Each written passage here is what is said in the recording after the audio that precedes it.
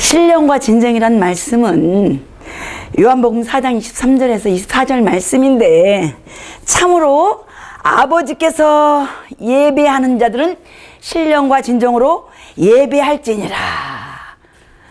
이때가 오나니 아버지께서는 이렇게 자기에게 신령과 진정으로 예배 드린 자들을 찾으시느니라. 요한복음 4장 23절에서 24절 말씀입니다. 이 여기 단에는 이 말씀을 가지고 장과 인을 쳐야 하나님께서 아멘으로 또 화답하게 되고 말씀으로 또 대화를 나눠야 우리는 함께 예배드리고 영이기 때문에 영으로 예배를 드려야 옳습니다. 신령과 진정으로 예배드리지 아니하면 요한복음 4장 24절 말씀입니다. 하나님과 상관이 없다. 하나님께서 찾지도 않으신다. 세 번째, 하나님께서 쓰시지도 않는다. 신령과 진정은, 신령은 하나님의 영입니다. 성부, 성자, 성령. 영으로 예배드리고, 진정은 말씀, 진리. 진리가 말씀입니다.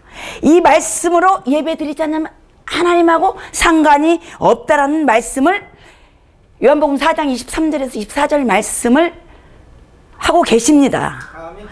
왜 하나님과 상관이 없기 때문에 신령과 진정으로 예배드리지 않냐면 왜 하나님과 상관이 없느냐? 육은 무익하기 때문에. 육신은 썩어질 것이고 죽을 것이고 영은 살리는 겁니다. 요한복음 6장 63절 말씀은 살리는 것은 영입니다. 육은 무익하니라 너에게 이르는 말은 영이요 생명이니라. 영은 하나님의 영 성령입니다. 생명은 말씀 자체가 생명인데 하나님이 생명입니다. 사랑도 생명이고 살리는 것도 생명입니다. 여기서 말씀을 증거한다고 해도 이 영혼이 살아나지 않으면 다 죽이는 겁니다. 그래서 영이 살아야 됩니다. 하나님은 생명 자체고 진리요 생명입니다. 이 생명은 살리는 생명, 거듭난 생명, 썩지 않은 생명, 변화되는 생명, 치료되는 생명입니다.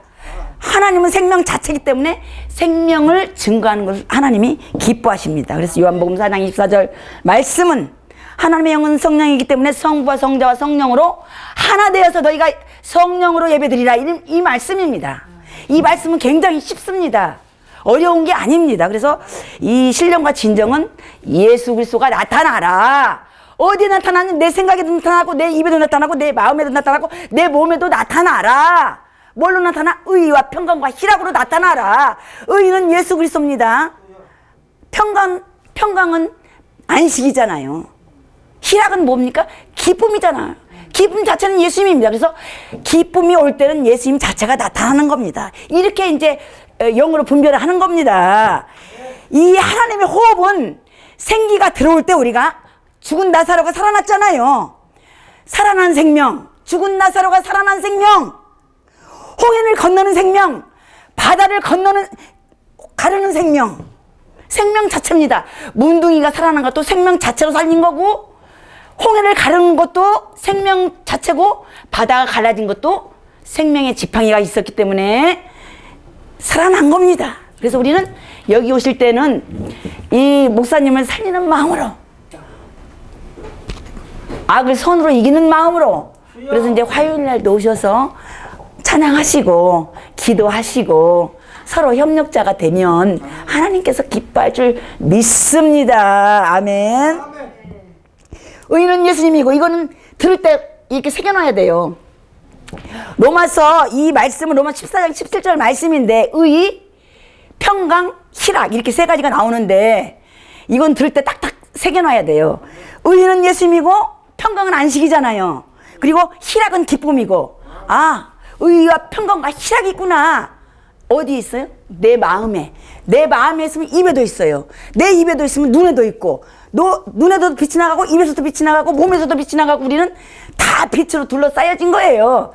그래서 빛을 발하라. 아멘. 생명은 희락입니다. 이 사랑도 희락인데 기쁨에는 사랑이 있고 기쁨이 없으면 사랑이 없다는 증거입니다. 그래서 얼굴이 환하고 잘 웃는 분들은 사랑이 있다. 이렇게 읽으시면 옳습니다. 로마서 14장 17절 말씀은 하나님의 나라는 먹는 것과 마시는 것이 아닙니다. 오직 성령 안에서, 하나님 안에서, 교회 안에서, 하나님 안에서 일하는 거하고 하나님 밖에서 일하는 거하고 완전히 대조적입니다. 교회 안에서 일하는 거하고 교회 밖에서 일하는 거하고 완전히 다릅니다.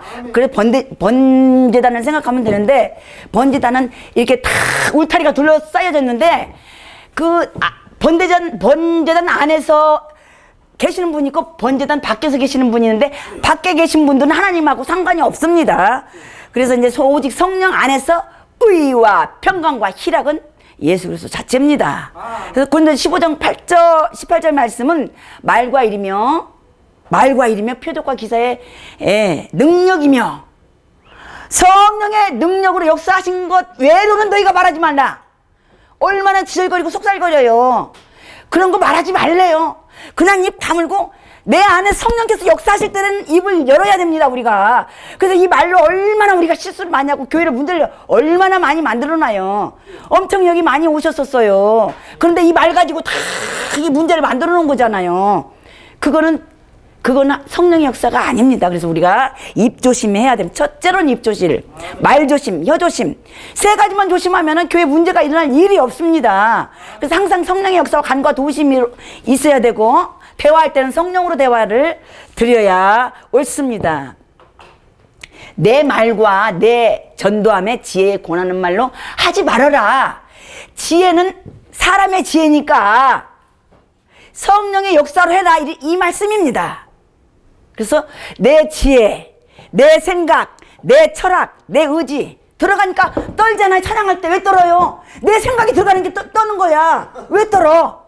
떠는 건 잘못된 겁니다. 고쳐야 됩니다. 그래서 떠는 건 물러가라고 나한테도 사역을 해야 됩니다. 떠는 거는요, 이거 고쳐야 됩니다. 떠는 거 엄청나게 잘못된 거니까 이 떠는 거는 하나님이 두려워서 떨어야지. 이거 떠는 건 마귀가 떠는 겁니다. 그래서 강하고 담대하라. 예수님께서는 강하고 담대했습니다. 그래서 강하고 담대하게 여기서 복음을 증거하시기를 원합니다.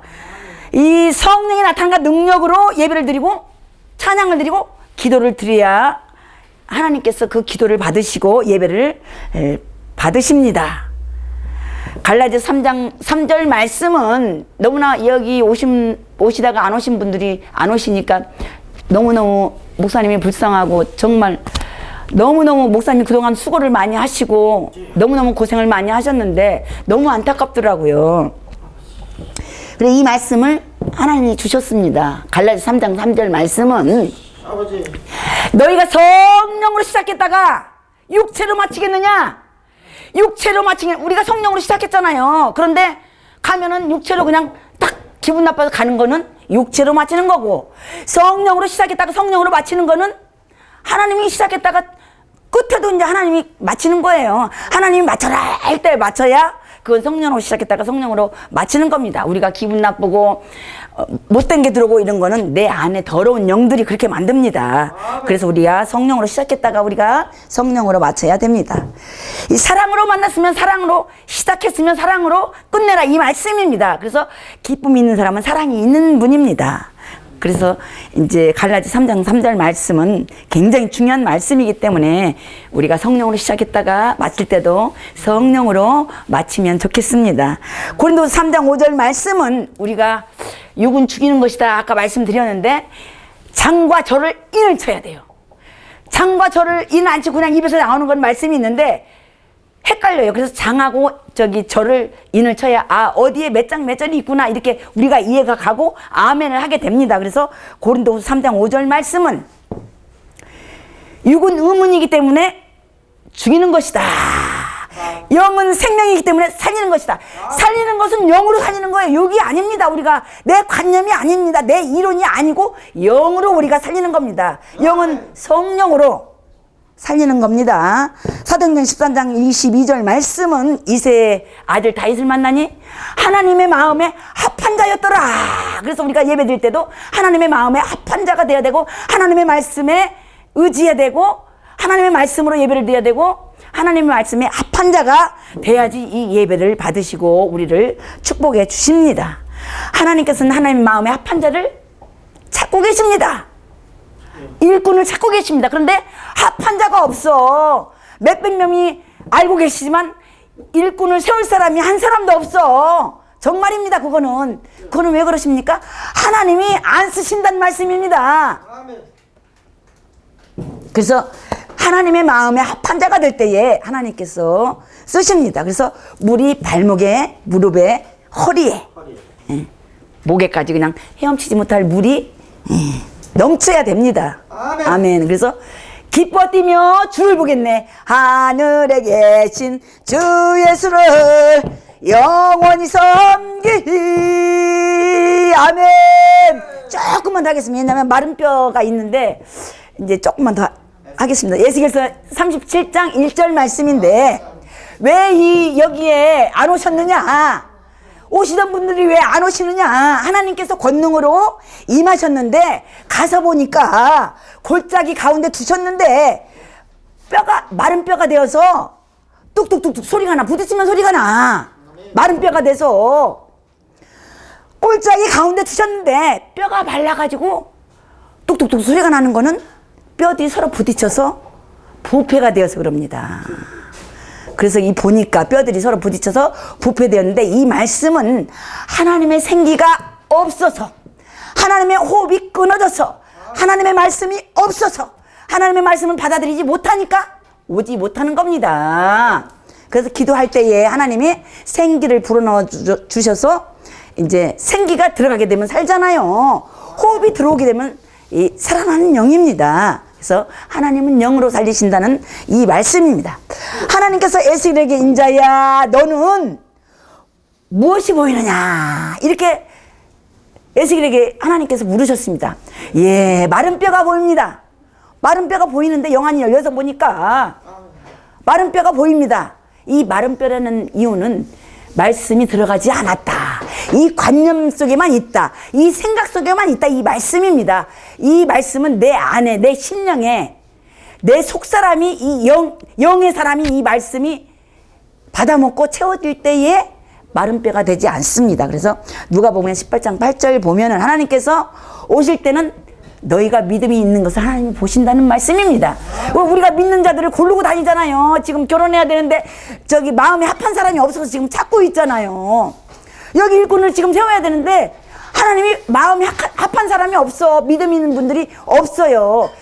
일꾼이 없는 거예요. 하나님이 보실 때에 다 마른 뼈니까 바람만 불면 날아가고 대풍이 부르면 다 그냥 과실이 떨어지고 그런 건 다 마른 뼈고 바람이 불면 다 날아가실 사람 알곡이 아니라는 뜻입니다. 그래서 우리는 알곡 성도가 되어야 됩니다. 믿음은 들음에서 나며 들음은 그리스도의 말씀에서 난다. 아까 믿음 담임 목사님께서 믿음을 강조하셨잖아요. 믿음은 어디서 나느냐? 말씀을 들음에서 믿음이 생깁니다. 말씀을 내 안에 채워진 것만큼 믿음이 생깁니다. 100% 채워졌으면 100% 믿음이 나갈 것이고 200% 채워졌으면 200% 믿음이 나갈 것이고 50%만 채워졌으면 50%가 내 것이 그냥 여기 있습니다.